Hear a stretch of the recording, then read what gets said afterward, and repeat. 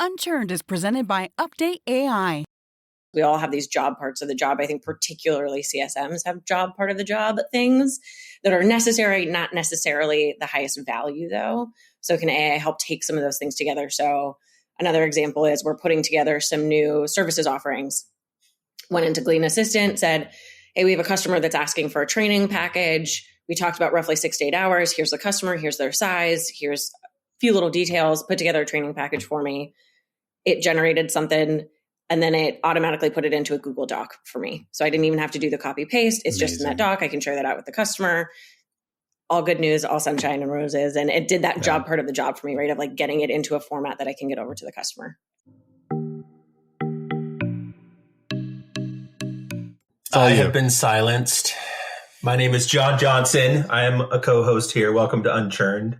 Josh just edited out my last one, and I took it personally. Too much banter. Jump in the comments if you need more banter. Hi, Josh. How are you? Happy day. Hard, it's harder than it looks, doesn't it? Isn't it, John? It's harder than it looks. Yeah. Right, well, I'm also really good at making it awkward. So that's true. Well, I'm master at that too. Welcome, everybody. We're really excited to have you on this episode. You've never heard that before, John, right? Really excited about our guest today. I am too. Thank you. Yeah. Well, we didn't introduce you yet. So you will speak when spoken to. Get in the corner. Excuse me. Oh God! Now we're gonna be canceled, John. Are you gonna start it again? You're like, we're gonna start this one over. No. But we just told a female leader to speak when spoken to and to get in the corner. So I think we're in trouble now. We need Christy to cushion this for us. But I'm excited because Lauren is a rising star, and because Lauren Kennedy of Glean, head of CS at Glean, and Glean is just on this Elon Musk style rocket ship. Exploding randomly. Yes. Yeah. I was like, but whatever it is, it's explosive. It's explosive. Whatever analogy you want to use. So you guys have been around for like just over 5 years, 6 years. And they've raised, what is it? Like 3, 4, 2? How much money have you raised overall? Not you personally, Lauren, but your company. Yeah. Open up your bank account. Yeah. Let's talk about that. No, I'll say our last round was our Series D for $200 million. So that's kind of valuation of $4 billion. That's insane. Not bad for all in 5 years. They're pretty good, like Genesis origin story behind Glean that helped kind of put them into higher ground, even from the beginning. From their ground zero was like, ground 100.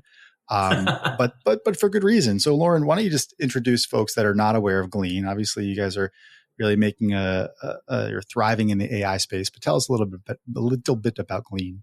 Yeah, absolutely. So Glean, like you mentioned, started a little bit over 5 years ago as AI powered enterprise search. So connect to all the applications where information lives within your organization, Salesforce, Jira, Asana, Slack, whatever it may be, allow people to search in one place rather than needing to hop around. That, as you kind of mentioned, put us in a very unique spot when Gen AI came up in the last couple of years, in that we built Gen AI on top of that. So you can now have a full chat experience, talk with your company's content, engage with it, take actions off of it. And I think personally what's been really fun is our differentiators really haven't changed because we had that core AI search experience at the beginning. So that's been a fun kind of caveat to the whole experience. So you do, and I want to get into Glean. I mean, this is a show about leadership and about post-sales, CS, all these things, but I actually want to talk a little bit about Glean because it is an interesting company to refer to. And they promised to pay me some ad dollars on this. So, I definitely don't think we did that. No, definitely not. We definitely don't have Come any on, sponsorship. you've got like $199 million to spare, right? So you like started out as the Google for work, this really rich internal search engine. And now, of course, like, embedded with all the AI, and that's growing. What I'm setting you up here. What positioned Glean to be so successful in becoming the Google for search? Yeah, I mean, the underlying technology. So our founder and CEO, Arvind Jain, was one of the first and distinguished search engineers at Google. So genuinely, people have been trying to solve this enterprise search problem for over 20 years. He's probably one of 10 people on the planet that actually could solve it and has the technical know-how to do that. So that's helpful. And then really approaching it from a security perspective. So from day one, we built in things like permission respecting from the source applications. And that's a lot of companies are struggling with that today with AI across the board. Whatever the use case is, permissions with AI or something that companies are thinking about a lot. Because something could be like inadvertently leaked as well, right? As part of the generation of the AI, you could have sources that are actually exposed. Yeah, we have a customer who phrased it really well, and I'll have to send this to him after. But he said, "Look, AI and Glean it's like turning the lights on in a dark room, right? Your information is out there. Another way is like trash in, trash out, right? If you have too much information that's disparate, that's not on some level up to date, you got to be cognizant of just what's out there to start. But doing it from that security posture is definitely one of the key pieces that really set us up for success." You turn the lights on and then you got John in the corner with his pants down and you're like, what is going on here? Too far, John? Maybe. I don't know. We made it. Hold on. 12 minutes. Without talking about your pants down. Okay. Yeah. So good. Thank you. Is that a record? That's the longest. It's normally like right at the top. So we're 70 doing better. people were part of the company when you joined in 2021. And now you guys are at probably closing in on 650 or so. Actually, Lauren, very quickly, in less than 10 seconds, how many employees does Glean have? Oh, it's almost like I set you up for this. And you know that we have a directory. So we have 643 people. Boom. Boom. Which is great. And what's the PTO policy if I've been there for over 2 years? The same as if you've been here for a year. That one, I'm not going to go do the search because you hear me typing. That one, I do happen to know. But the typing means that it's authentic. Josh is very particular you want to hear about the typing? hearing you typing. I want to. Okay. No. John, give her a question, a CS question. Let's see how quickly she can, like a playbook question. Let's see how quickly she can glean it. Right? Glean it. How do you build a VOC program? What? No. Like a specific thing about her company that she's going to. I don't know, Josh. You did all the prep. You just gave me a document 3 minutes ago. Okay, what's the? Yeah, go ahead. You tell us, Lauren, how you're gonna. Yeah. How you're gonna test yourself. Going off the rails on so many levels, and I'm here for it. It's great. So there's a member of the team who just put together a new playbook for commercial renewals. If you heard the typing in the background, I just did a quick search. What's our playbook for commercial renewals? It pulled up an AI generated answer. It references the document that he made and shared with me this morning. It actually puts the playbook together for me. I'm not going to share all of the secrets of it, but that's a separate segment and episode. But able to really get a quick view into that whole playbook that he put together. Very cool. And then most people at this point, not everybody, because I surveyed folks a couple of weeks ago and I was surprised not everybody really knew, but agentic AI is the next wave of everything, right? What? And so, what's that? So is it only fair to assume that either you've already rolled it out or it's in production or in a dev environment or whatever, that the next phase is, okay, great. You showed me some fancy knowledge bases. So your Confluence on steroids, but like, where's the agentic flow going for this stuff? I don't know if that was a question. I think it was. It broke up a little bit, but I think two things in there, like maybe one, what is agentic AI? Sure. Because I saw John make a nice face. That doesn't sound English, personally. When that came up. And then two, where are we going, where are a lot of companies going? I mean, very short term, agentic AI, the ability to really take actions for you. The way I look at it, the way I think of it is helping kind of replace the job part of the job. That was something I heard from somebody a long time ago, is we all have these job parts of the job. I think particularly CSMs have job part of the job things that are necessary, not necessarily the highest value though. So can AI help take some of those things together? So another example is we're putting together some new services offerings. Went into Glean Assistant, said, hey, we have a customer that's asking for a training package. We talked about roughly 6 to 8 hours. Here's the customer, here's their size, here's few little details, put together a training package for me. It generated something, and then it automatically put it into a Google Doc for me. So I didn't even have to do the copy paste. It's just in that doc. I can share that out with the customer. All good news, all sunshine and roses. And it did that job part of the job for me, right? Of like getting it into a format that I can get over to the customer. The job's to be done. Yes. Yeah. Cool. So let's see. Where do we want to go? I want to understand a little bit about the org. And then like the people part of things. You've got some major enterprise accounts. You can feel free to share some of those. And then we want to talk a little bit about like the growth the company's experienced and how that's impacted stuff. So tell us a little bit about the org that you sit within, who you oversee, who oversees you, that sort of thing. Yeah. So we recently brought in a new SVP of go-to-market, Mark Wendling, who came over from Snowflake. We're really excited to have him here. So he has sales, CS, partnerships, under CS. Now, wait a second. He came from Snowflake. So yes. does Ooh, Mark yeah, believe in CS? Yes. Is the first thing he's doing is, so what's up with the job security there at Glean if you're in the CS org? Job security is great. In fact, I have a Slack from Mark saying I am a believer. So I don't know, Josh, if I teed you up with that, but he sent that. We've had some really good conversations about it. Obviously Snowflake is not, known for being the most CI or CS maybe friendly organization, but I think it really just shows that like models are very different for businesses where there's needs for specialized roles. I think that's really where a lot of this kind of strife around what is the purpose of CS comes into play in some companies is you maybe, and not saying this is the case at Snowflake, but you maybe over strategize and get roles so specified that you kind of overdo it there a little bit. And I think that happens a lot, especially when CSMs normally wear a ton of different hats. Yes. So I do. I genuinely, I have a Slack from Mark saying I'm a believer, which is great. But yes, we are very excited to have him.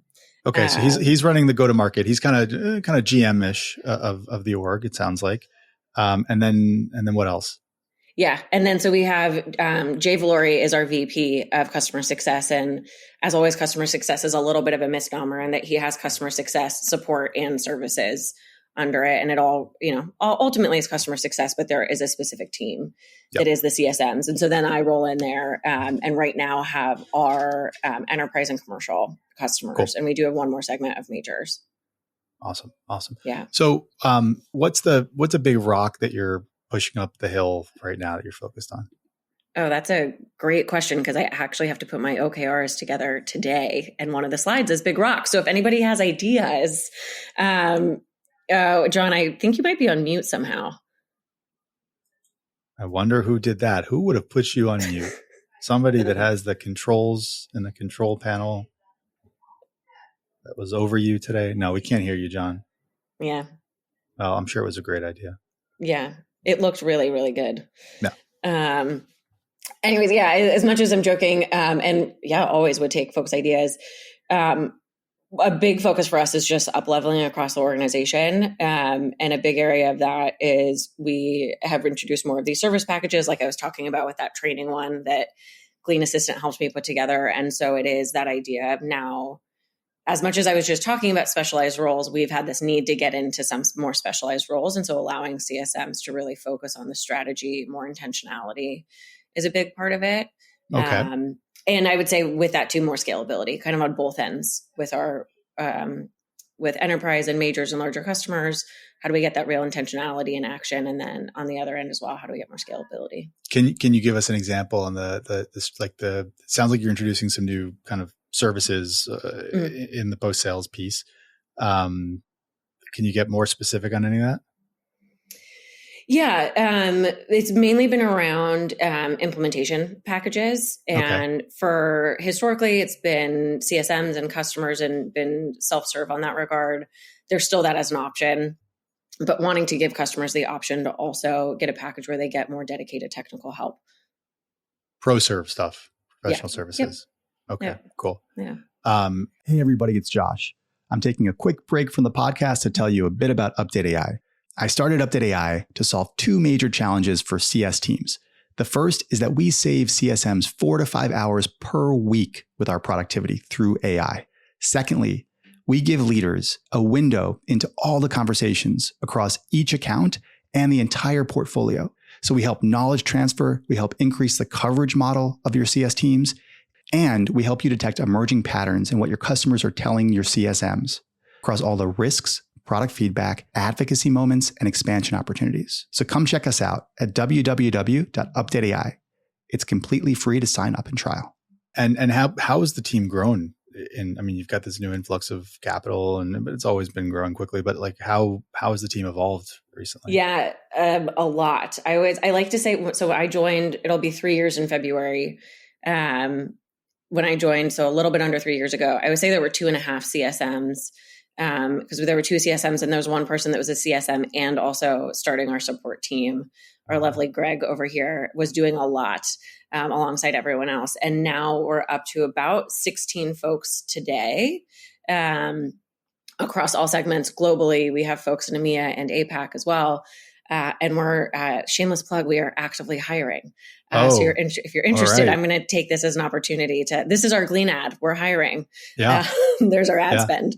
But yeah, we are actively growing and hiring and really looking to bring in folks that I think have, pure CS background, also things like operating in a startup, operating in a up-leveled organization, consulting. So starting to look for folks with some more different backgrounds too. You said operating, that's interesting. Operating in a startup. Mm-hmm. When you get that much capital and you're growing that quickly, I can imagine there's a little bit of chaos and you need folks that are going to take ownership and just lean right in and willing to work a little bit more of the hours and all that kind of stuff. Is that a fair assessment? Like, what's the culture like over there? Yeah, I don't know if it's necessarily hours that I would hinge on. It's more, there's a phrase that we use internally often that's creative solutioning. Is just the idea of like, to your point, there's a lot going on. There's going to be a lot of questions, problems, issues, situations, whether small scale, just like one-on-one interacting with another coworker, or big scale needing to go create implementation packages. And so bringing in folks that really approach each one of those situations with how can we solution this? What might be outside of the box? That's the mindset that we're looking for. Okay. All right. And what are the roles as of today? We're filming this in like almost dead smack in the middle of December. What's top of your list here to fill? So on the CSM side of the house, we have 6 open roles for CSMs to get in. So that's across segments across the US. So folks definitely let us know, reach out. We also are starting to pick up the hiring on that ProServe arm as well for solution architects. So looking for those folks who understand AI and all that goes with it. Cool. Yep. John's trying to ask. We cannot. No, we can't. But the look on his face is priceless. I think he's going to write something down and we'll be able to read it, which maybe means he's going to be writing it backwards.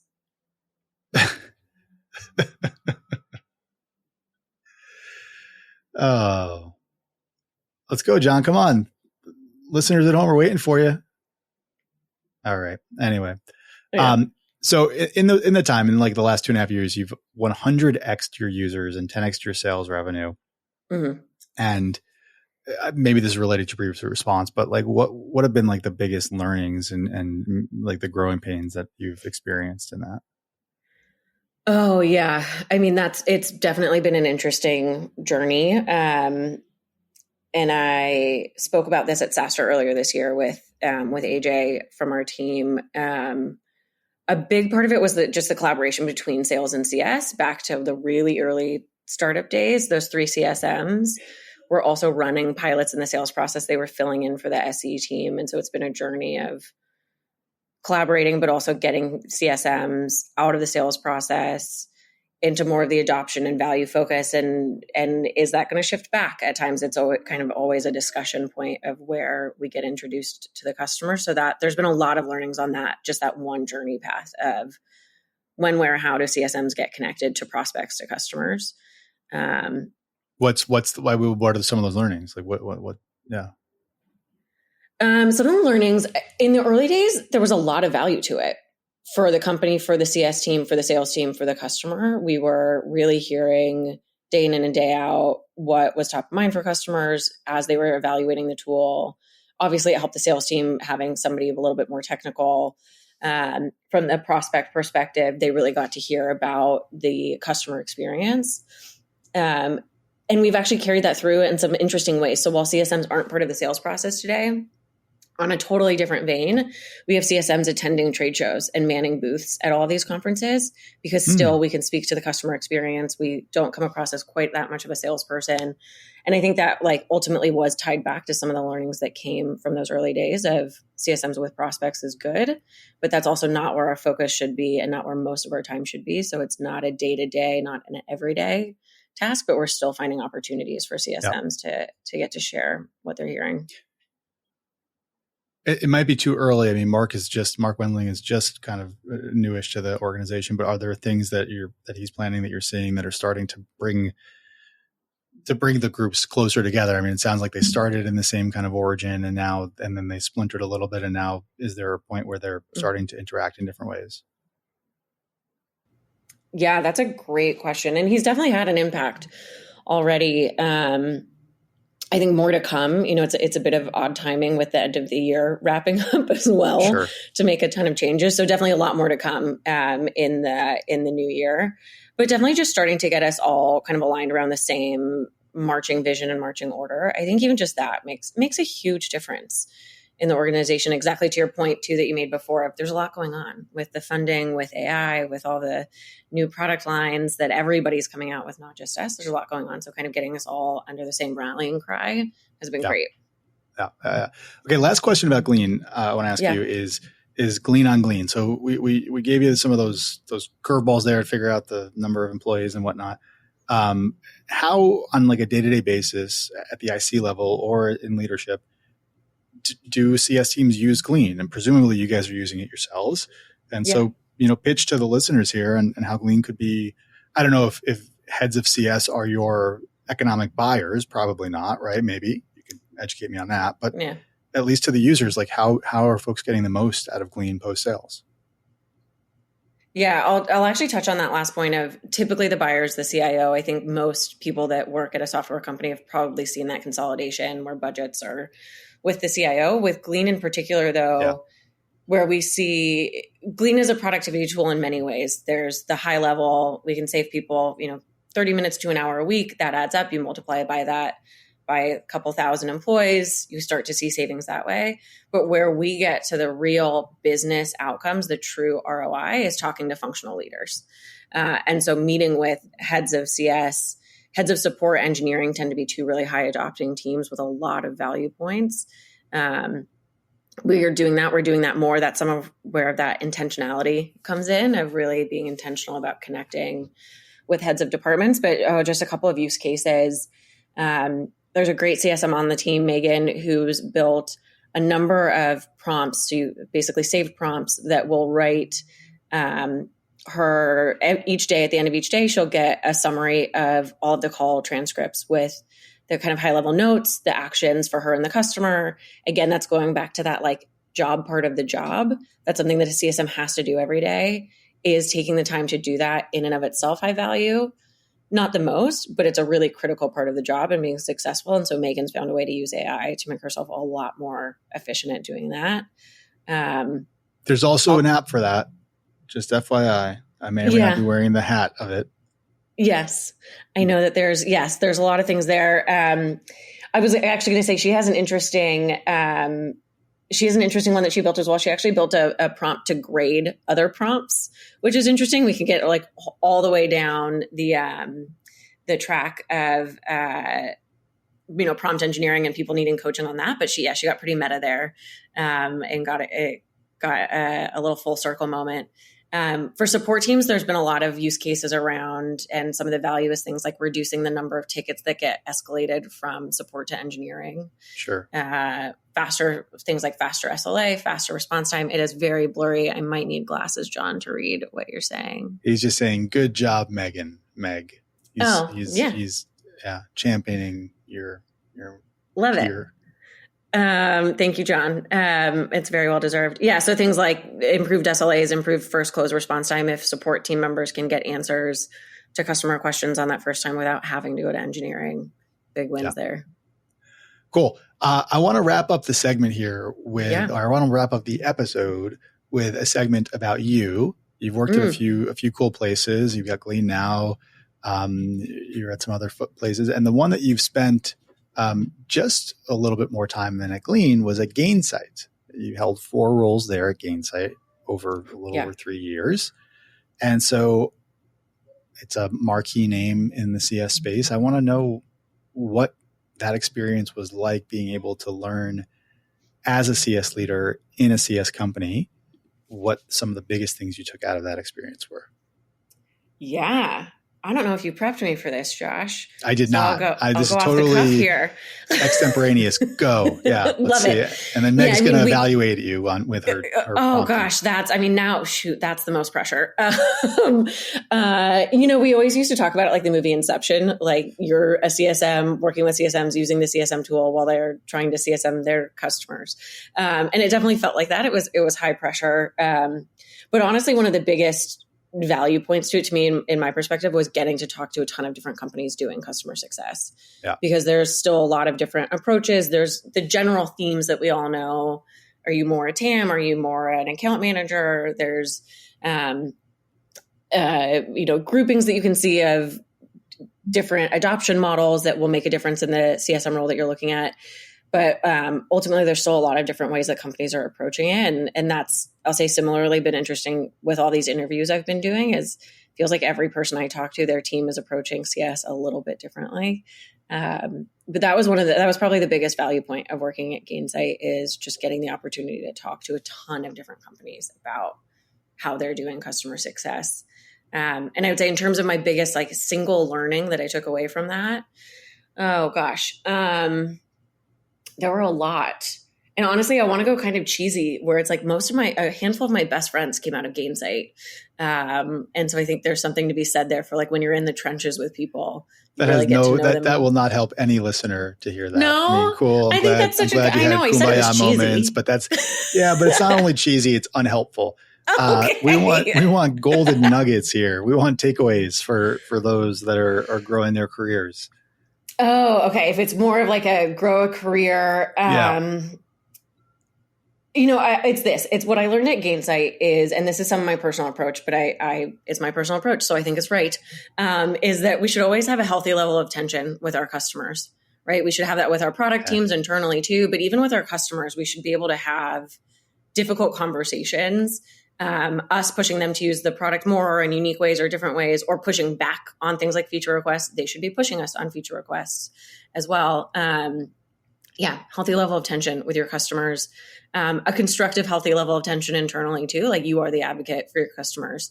And so that means you might not always agree with folks like the product team, for example, but it's part of the job is to collaboratively communicate disagreements or maybe not disagreements, but just different points of view. Well, thank you, Lauren. You heard it here first, folks. Gainsight is argumentative. No. Nick, I'm sorry. Nick, don't kill me. I think our listeners know that whatever I say is generally speaking, John's doing thumbs down. Generally speaking, is not correct.